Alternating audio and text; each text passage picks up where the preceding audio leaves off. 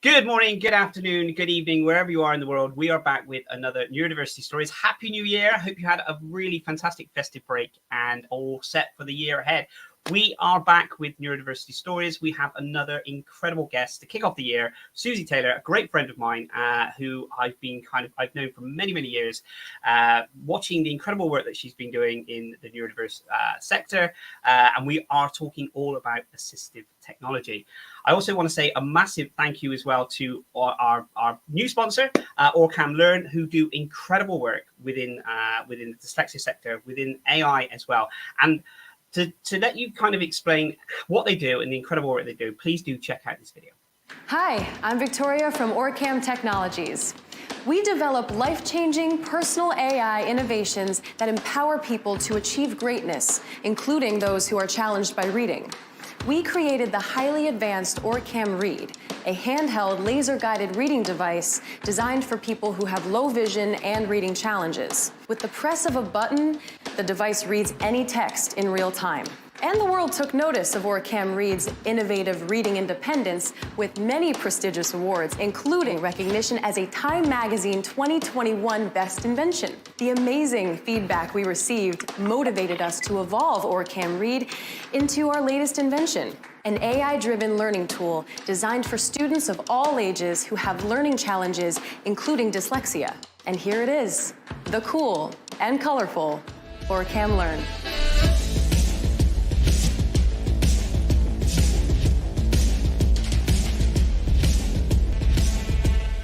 All you have to do is point and click for Orcam Learn to instantly capture any text, like a textbook, classroom handout, and computer screens, and the device will read it out loud or through a Bluetooth audio device. Daedalus was a brilliant inventor and craftsman who lived in ancient Greece. Orcam is the only reading technology in the world that can capture full pages of text and screens. And that's not all. Orcam Learn's Hey Orcam voice assistant uses natural language understanding technology to allow students to check their understanding of content. Let's read.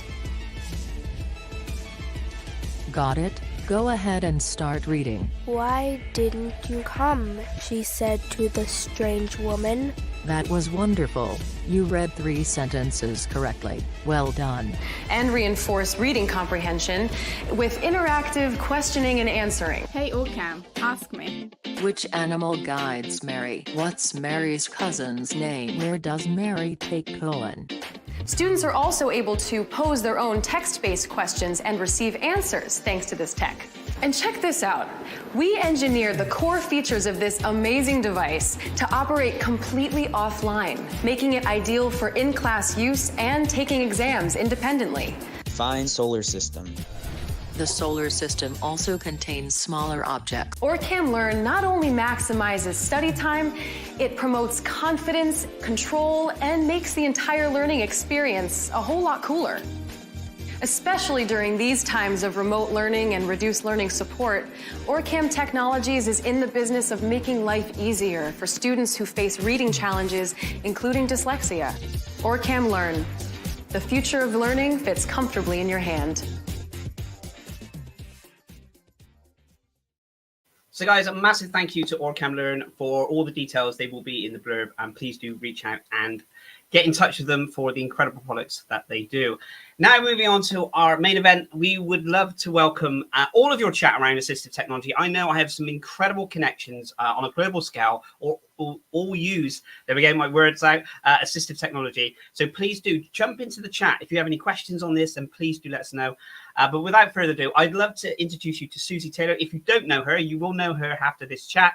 She's an incredible advocate for dyslexia. She does some incredible work, and I want to hear about her story around kind of assistive technology, around the pandemic, how that kind of inspired her to get into assistive technology. So without further ado, please sit back and let's welcome Susie Taylor.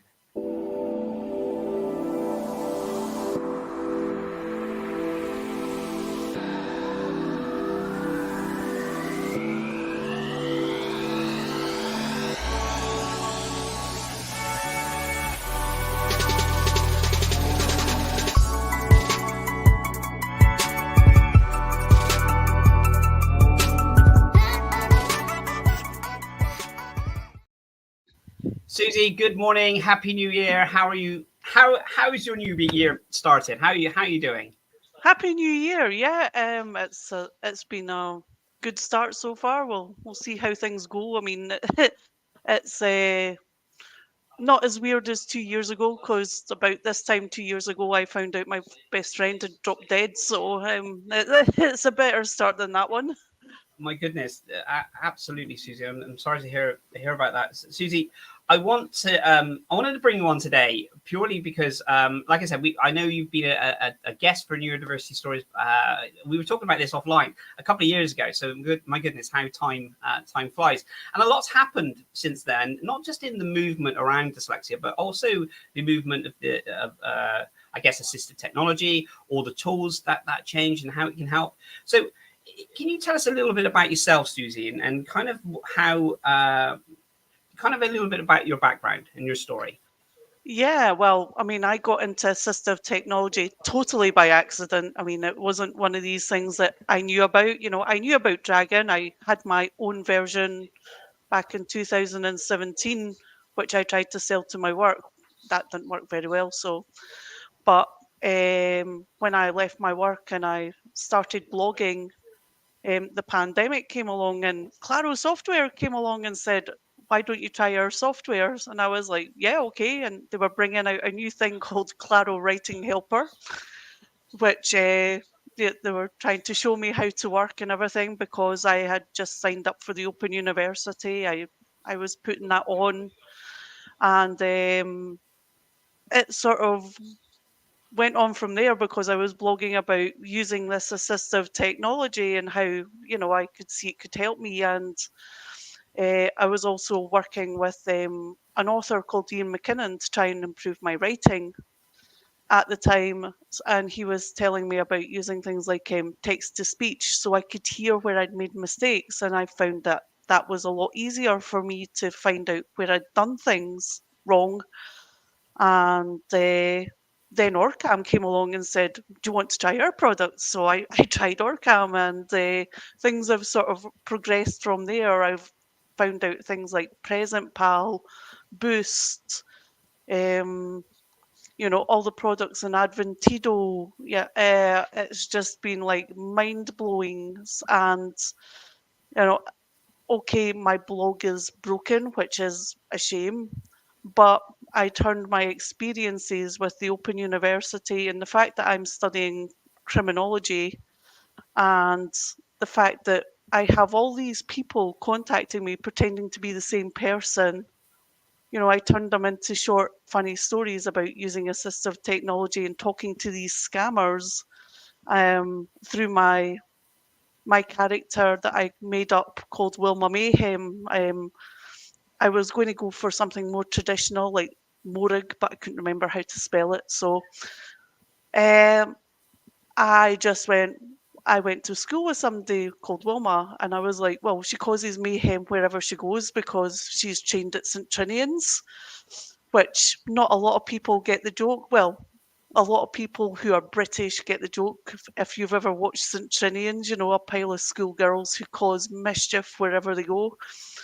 So I was like, well, I thought that was quite good. So I've just recently launched my book, The Secret Life of a Dyslexic Criminologist, on Amazon to talk about my experiences with dyslexia, the assistive technology I use, and the weird and wonderful conversations I have with these people trying to make me fall in love and go out and get me Google cards and help with their charities, and, using my studies, just talking to these people and making them feel at ease with my counselling technique, and then finding out how they're going to scam me so I can let people know about it. Well, Susie, there is so much that we can dive into within this, which is absolutely fantastic. So, when did you first? Let's talk about your. Were you diagnosed with dyslexia? What stage was that? What was that story for the people that's not heard your incredible story before? Let's take you back to your kind of around the diagnosis side of it, whether it was self-diagnosed or whether it was actually diagnosed. What did that look like? I was actually identified with dyslexia at the age of 10, and that was due to the fact that my parents had moved to a rural area. Now, I have acquired dyslexia and dyspraxia, and it was through an illness called meningococcal meningitis. So I have a brain injury, which has caused my dyslexia and my dyspraxia.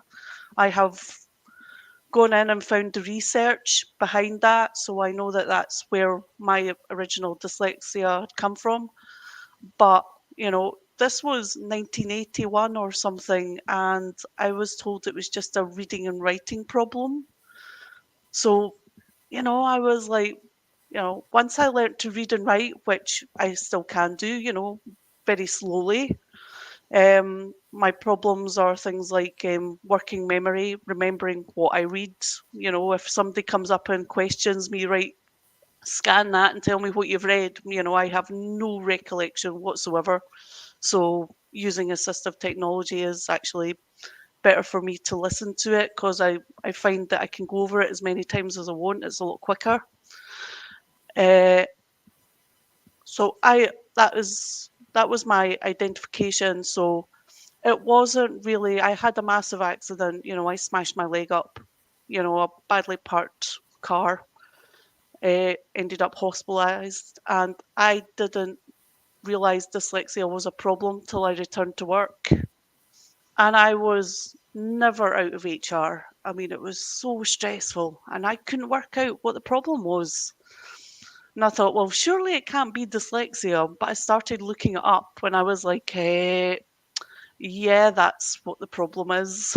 Like, it's because I'm dyslexic and I think differently from everybody else. And I sort of moved on from there and found out about Dyslexia Scotland and the Adult Network. So I joined that, and that was massive for me because I could then talk to people who were in similar situations. It was therapy, really.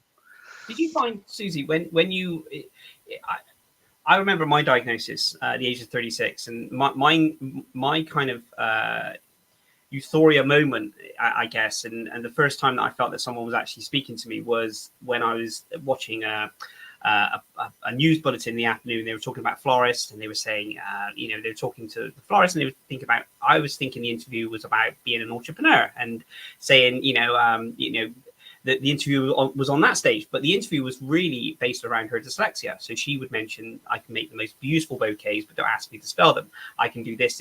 And every single time she used the word dyslexia. And up until that time of the age of 36, I'd never, ever heard that word before.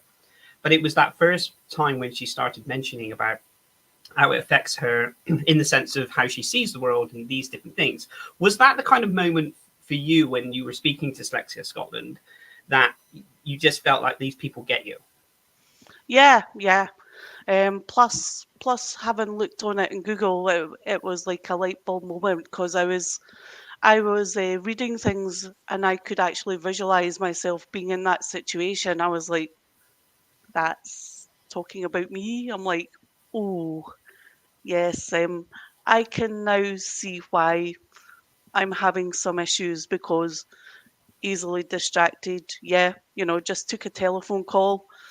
I've finished that job and going on to something else, arguing with people saying I've done things, but actually, because I had so much work going on at the same time, I was getting up completely confused, muddled up, missing out things, arguing with people all the time that I'd done this, I'd done that, when actually I'd forgotten all about it. It was like, yeah, I can see where I'm having issues now.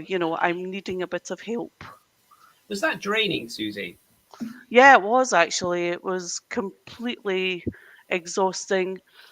And there was at times where, thank goodness, nobody ever caught me, but I didn't actually realise about problems with working memory. And because I was so overtired with reading everything, there was at times at work I could feel myself falling asleep in my work chair. I was just like, and it was just completely stressful, anxiety. And even when I was getting it right, I had everybody telling me I was getting it wrong. I was like, how do I sort this out? You know, how do I get this fixed? And, you know, how do I find out about where there's help and support? So Dyslexia Scotland started pointing me in the direction of where that was, how to get that, you know, what else I could do, because I had no confidence, you know. Even trying to go for another job, I'm like, how do I fill in the application form? What do I do for an interview? I don't know. So it was completely overwhelming. And even Were you, then, were you kind trying of to sort of get help. were you kind of preempting that, because you mentioned how do I do the application form, you know, if I get through that stage, how do I do the interview, then if I get through to that stage, how do I do the induction, how do I do the job, all these, were you kind of preempting these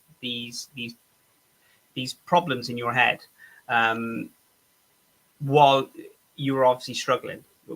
Were you doing that, Susie? Yeah, I suppose in a way I was. I didn't actually realise, but people were like, Susan, you can just go and do any job you want. And I'm going like, really? I mean, come off it. I can't even swap my job in my normal workplace. So how am I supposed to get a job outside of that? I'm like, I really don't know. I was like, wow, this is, you know, the no confidence, no anything. It was like, I really don't know how to do that. Do you think that the confidence? Do you think that was stemmed from sort of kind of like school, in the sense of some of the things that, you know? Because I can say that from me, from my side of it, that you start off in school as this kind of, you know, vibrant person, and you know, full of life, and you like all these different things, and you think, actually I'm going to be able to achieve this and this, and then gradually, as the things that you can't do, in the sense of, do like I say, you can't do like someone else, it does chip away and knock your confidence. And I felt as I grew older and older, it would then keep chipping away to a point when you think, well, actually, you know, it takes some real strength, doesn't it, to come out of that, to start building your confidence back up. Oh yeah, definitely, because, you know, I went to school, you know, I was told I was stupid, I was a waste of space, you know. I had other pupils coming up telling me I was retarded, spastic, you know, because I was in remedial. That was like, wow. But then when I found that I could do art and cooking and stuff, they were like, you're a creative genius. You're like, what am I? Am I stupid or a creative genius? You know, and it still lives with me today. And I find that that's one of the double-edged swords of being dyslexic. You're like, you know, I still have my days. I'm stupid. I'm lazy. I'm a waste of space. You know, it still affects my mental health. But then there's other times where I'm going like, wow. I mean, I'm going to myself, wow. I never thought I'd write a book, but I have, and I've got it published. I'm like, you know, what? That's something else. It's really sad to hear that, in the sense that, you know, we're made to feel in that way, and like I said, they it does travel with you for, I'm sure, for the rest of your life. You know, some of these words, and you hit the nail on the head when you said it's a double-edged sword, with regards to, if you were to kind of put someone, I don't know, if you put me into a maths or an English lesson, I probably would struggle. You put me in drama and art and things like this, I would excel. So it is that, okay, so what category why do we categorize people in this sense? And you know, you're absolutely right. Why, you know, am I this or am I that? Or am I just basically better at this than I am at that? But it doesn't need to come down to the name calling and the making someone feel really bad about themselves because possibly they're not excelling in certain ways. And I guess does happen a lot in the early stages with the educational sector, because we have to try all of these different lessons. But as we grow into adults, we just venture off into something that I guess we're more interested in.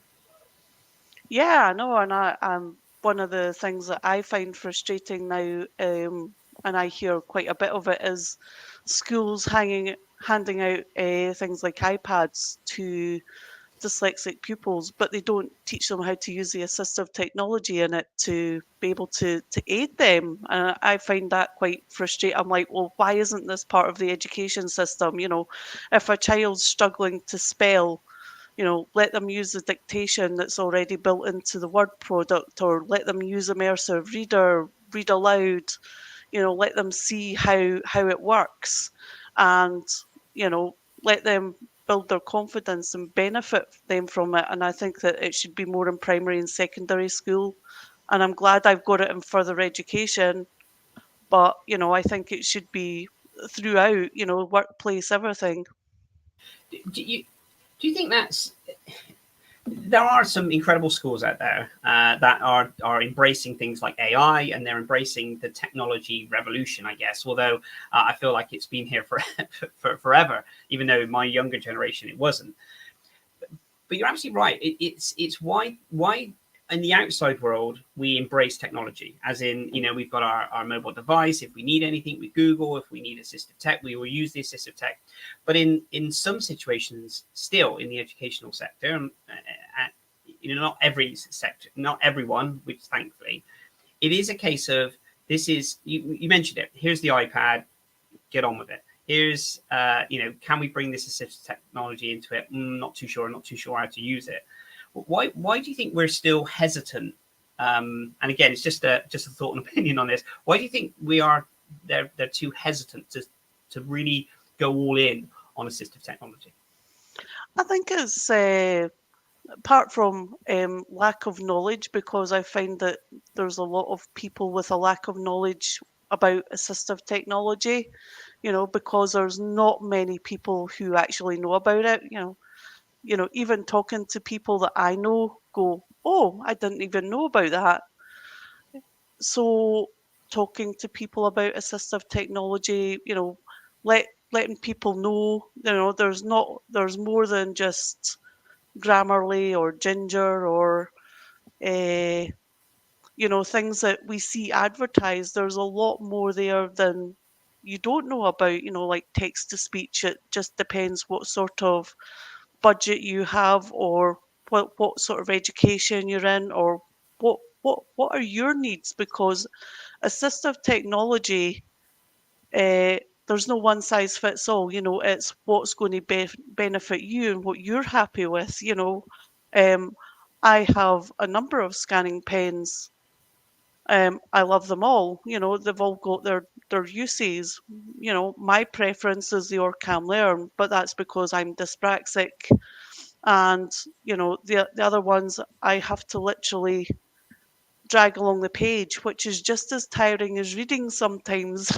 It's I think you hit the nail on the head when you said, Susie, that that not one size fits all. And I think that's the beauty, in the sense that if we really do embrace assistive technology into our workplaces, into the educational sector, then at least we can understand what someone's needs are. I always think, when I look at assistive technology, I always think, what's the end goal? As in, how can we help that student, or how can we help someone in the workplace? What is the end goal? So if it's in the educational sector, it's to help them study, help them to learn, help them with their exams, help them, and so on. And again, similar in the sense of the workplace, to help them carry out their tasks and their jobs with ease, and to stop, the stresses and the straining.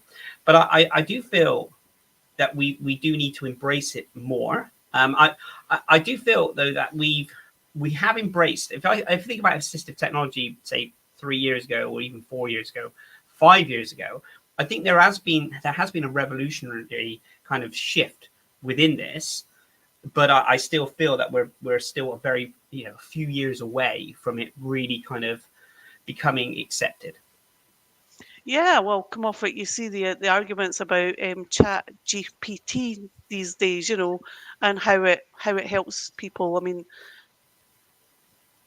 as an Open University student, I know that I have to make sure that my work is still authentic, and they're going to find out the algorithms of using that technology. So you've got to make sure that you are doing everything by the book, but it takes a bit of time to get those structures in place. I mean, I've been using Writing Helper since the beginning. It has gone through a lot of changes. I have broken it a lot. I'm sure Stuart Marsden hides under the table at times, you're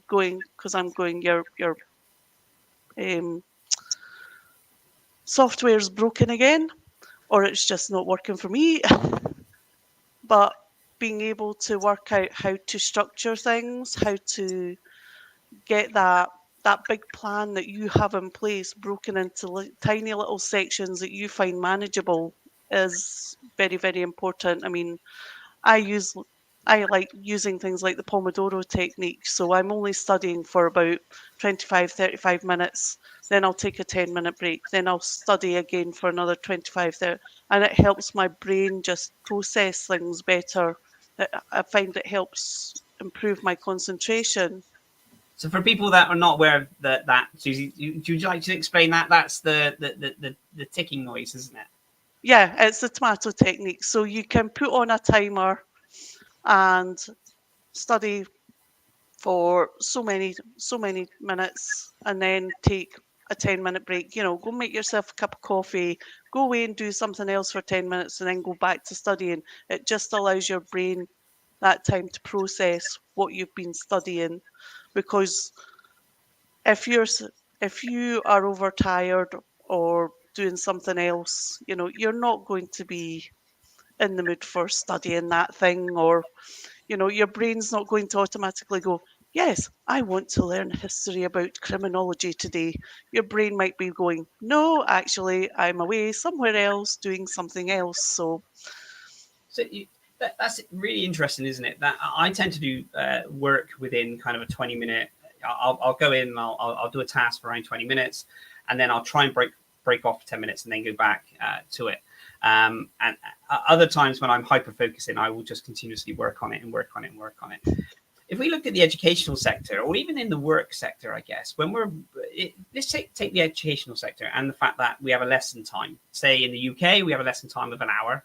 Just say, if we looked at a student in that hour that didn't have assistive technology or didn't have the support, that's a long time, isn't it, for someone to I guess try and contain themselves within that hour, because I know for myself I get fidgety after 10 minutes being in a certain situation. But that's a long time, isn't it? An hour. And then to go to another lesson and duplicate that, there needs to be, if there was more breaks, for instance. I mean, I don't know what the complete solution within this, and I'm not a teacher, I take my hat off to them, but we talk about 20-minute break, the Pomodoro effect, all these different things.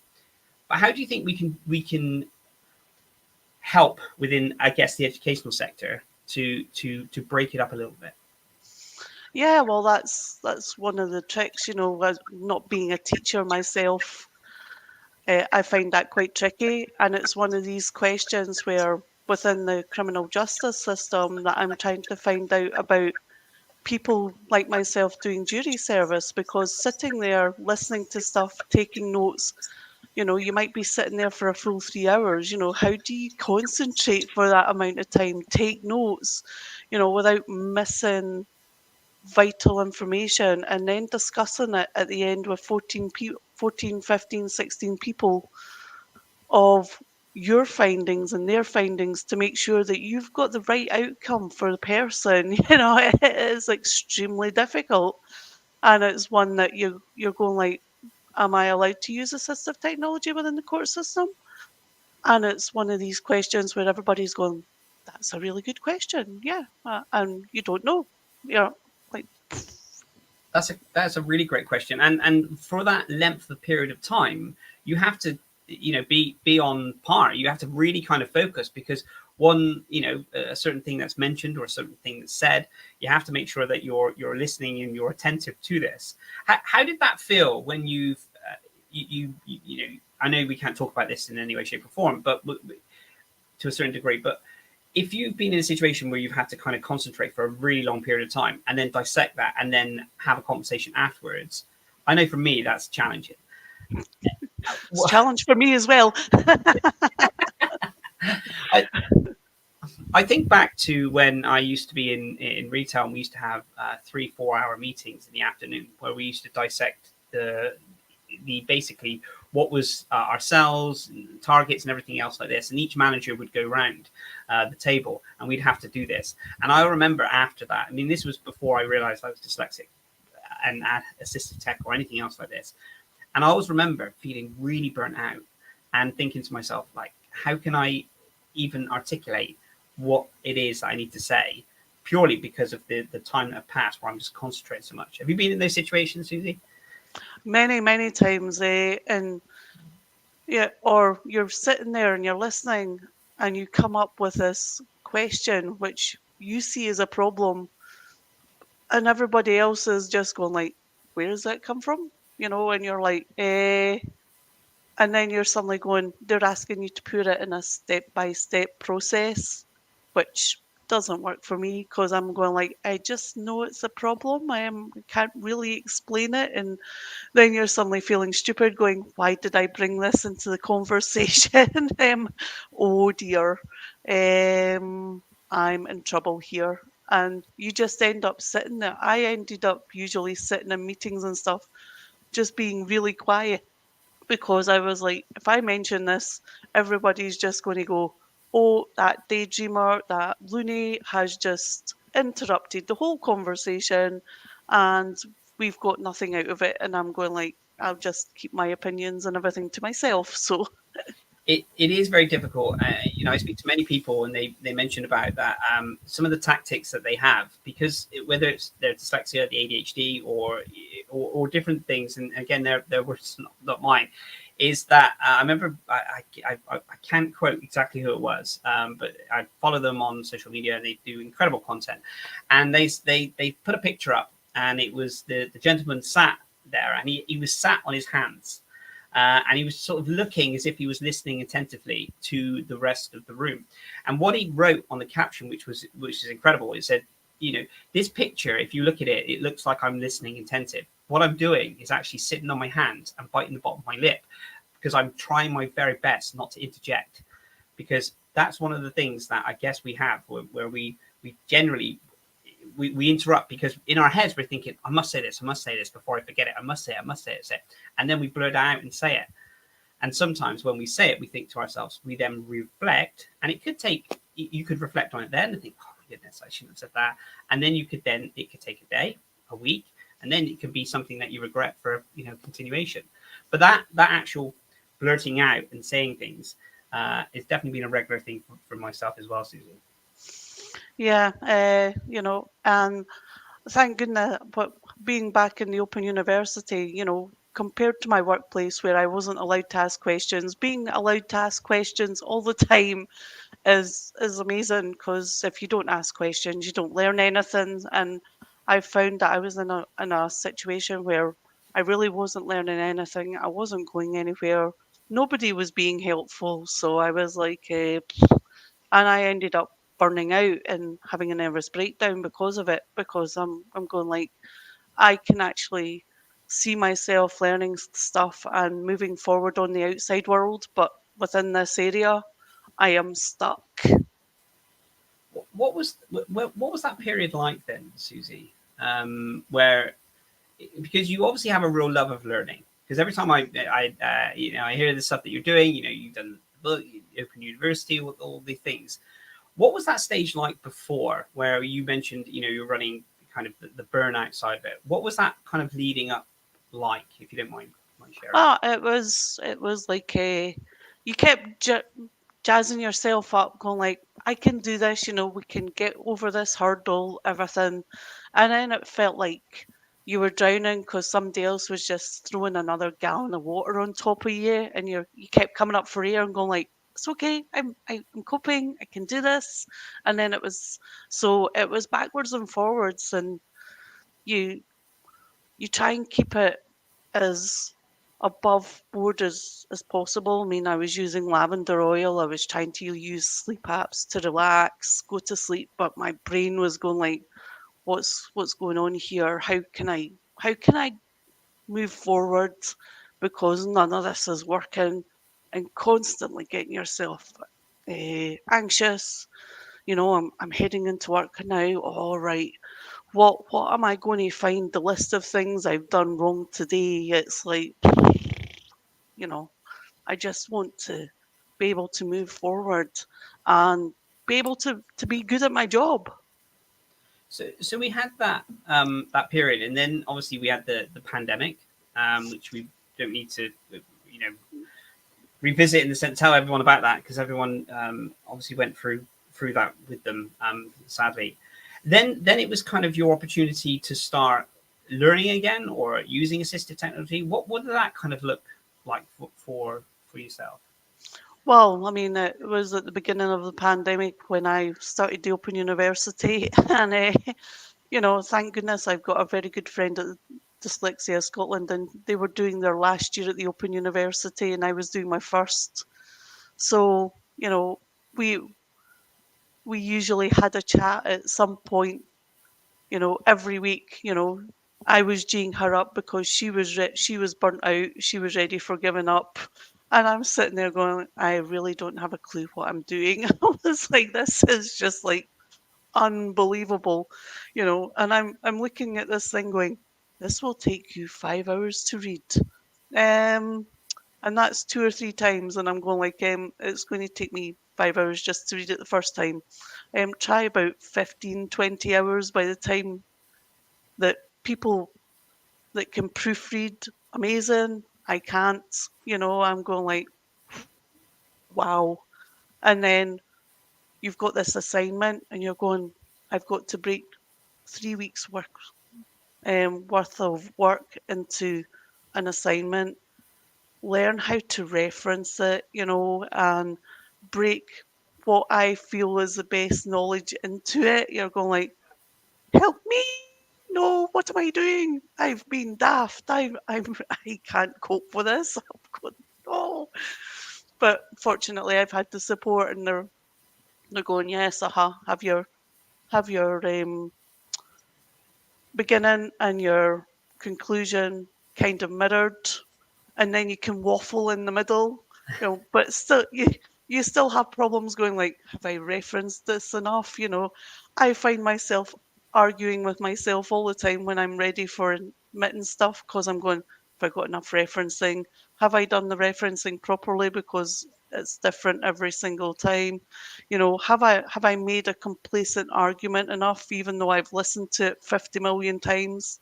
And I'm going like, I'm still not sure. But I'm pretty sure if I had one day and went, yes, I'm 100% confident that I've done that properly, is probably the day I'm going to fall flat on my face. So I prefer arguing with myself and wondering if I've answered the question correctly, and then taking the feedback and going like, right, okay, that yeah, I see where my tutor's coming from. I can help improve this, I can help improve that, because that is what it's all about. It's about learning and being able to break it down, but breaking it into manageable chunks at times, because there are days where you're going like, I really don't want to study, but you get there. So was it, what's kind of other support did you get within that then? Because you mentioned when you first went there, you go, I got no clue, which is a natural ability whenever we try and start something new. And it's definitely when it's out of our comfort zone. We start a new job, or we go into learn, into higher education or whatever it is that fear of, am I going to be found out? Am I an imposter? Am I doing this? So what other support? So you said you had someone that was currently doing their third year, you were doing their first. How did it then move into you being able to kind of break these things down and know methodically how, it should be done in that way? Was that through support of someone else? Was that just continuous studying from well, yeah, I mean, working with Claro, being, because Jed, when he worked at Claro, gave me his phone number. I've been through the Open University. You want to talk anytime, Susan? Going on to Zoom meetings with Stuart to get the knack of writing helper, being able to break that down, see actually how to get the stuff that I was wanting put in, because the Open University works a bit differently from everybody else. So making sure that I could get the information that I was wanting into writing helper, and basically breaking it down from there, because there's at times where, the further I go in, I'm going to have to not only research, I might have 40 journals to read. Now that's going to be overwhelming. but being able to add them into things like Scholar-essay and then get the bullet points off and go like, well, that's the main article, and then take OrCam and just click the screen and read have the full article read to me and stuff, and then being able to pick out the bullet points that I might want to use as part of my research makes life a bit easier. I can't say it makes it completely easy. I mean, everybody thinks, oh, you're using assistive technology, you're cheating. No, I'm not. I'm just being able to break the things down that, that other people find quite easy, but I find incredibly difficult because I'm going like, I've got all this information here. I don't know where to begin. I'm like, I remember someone mentioned it before. They use the analogy. It's kind of just making it a level playing field in the sense of just being allowed to understand the context, that's given, and being able to, read it, dissect it, and just literally being on par in that sense. And it's interesting, isn't it, that if someone was to say that using assistive technology is cheating, or it's actually you're using, because the whole point of assistive technology is to assist you, and I think that's the clue is in the wording, isn't it? Yeah, exactly. I mean, whether you want to use TalkType or Dragon or dictation that's already built into Word, is your decision, but it's there to assist you, and as an Open University student, I have to use academic language. Now, if I didn't have assistive technology, I'd be sitting for hours going like, right, how do I actually put this into stuff I can spell to make my life easier? Because, some of the complex subjects that I study, there's no way I can spell half of them, but, I have Dragon, and that I can talk to the computer and type things up far quicker than I can type things up. So, but then again, I still like to keep my typing skills in check. So using things like Light Key makes a big difference as well, because it does actually cut down the amount of keystrokes, because it can predict sometimes what you're going to say. So even using that on the helpline sometimes is just like, oh yes, thank you for contacting that, and it'll already be there, just one click of a tab. You're like, yes, thank you. Susie, you've written a book. Have you finished your Open University now? Where are you? No. I'm in my 4th year. I'm doing social research. I took it over 6 years to break things down because I thought doing 2 units at a time was a bit overwhelming and trying to learn everything. So I took my course over 6 years. So I'm learning all about social research.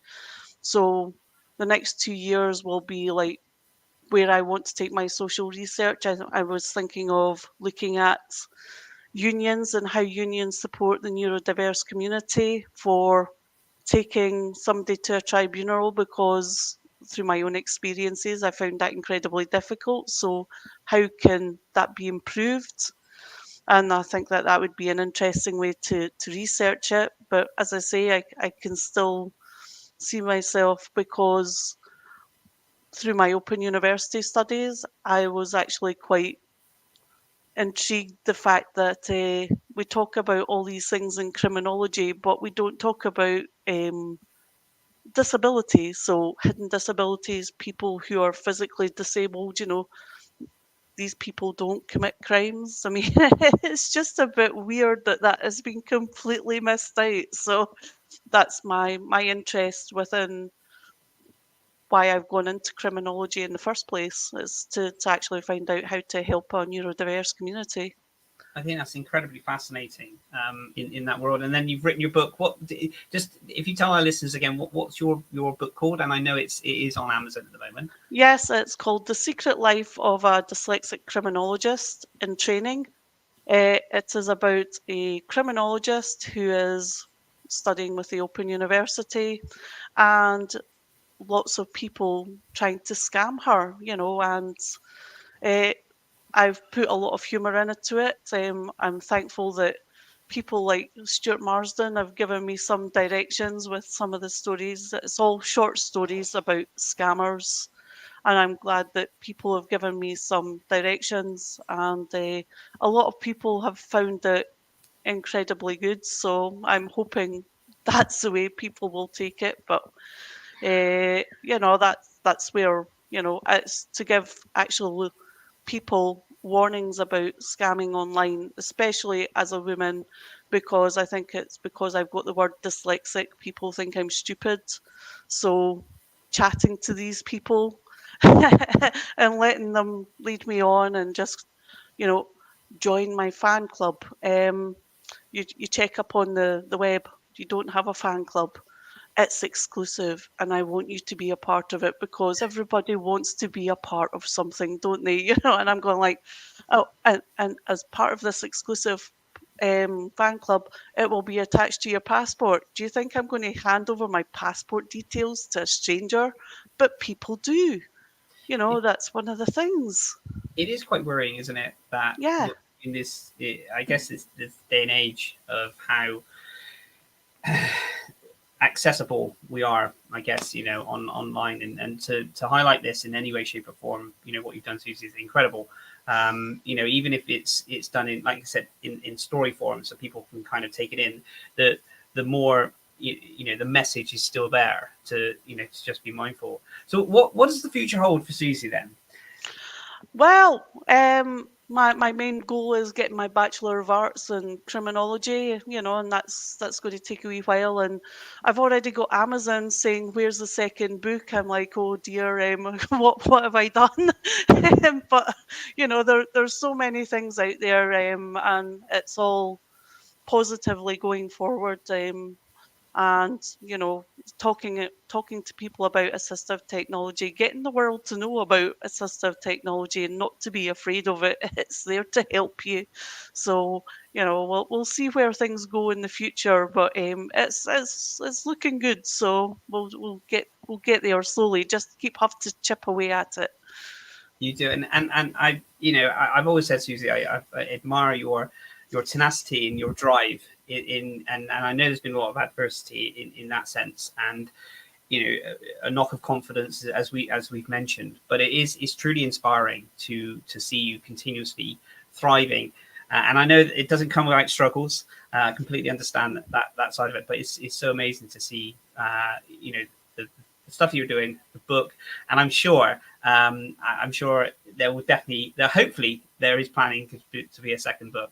Maybe, oh yes, could be a yes. series. Well, Wilma's looking to see how. I've been looking into it. How do you report these online scams? And finding out that the local police aren't involved. Trying to even go to UK Fraud Squad. Yeah, go to the Fraud Squad in Scotland. Interpol, nothing. So yeah, it is a difficult subject. So that's where the next book's heading. Well, it sounds marvelous. Susie, thank you so much for telling us your experiences with assistive technology, but also as well your experiences around your own dyslexia and the amazing stuff that you're doing. I wish you all the best, and I will be an avid viewer of the continuous work that you're doing. I can't thank you enough for your time today. Yeah, well, I hope you buy and enjoy the book as well.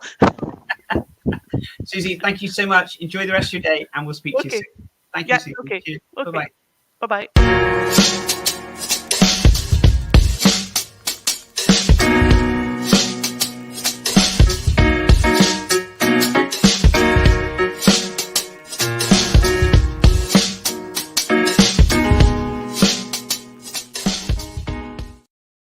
So guys, that was Susie Taylor telling us all about her dyslexic journey and the incredible work that she's doing with regards to assistive technology. Massive thank you again for her time. And again, for the viewers, if you're watching this live, thank you so much. If you're watching this on a replay, then please do drop a comment and let us know how assistive technology has changed your life and how you use it in your day-to-day world.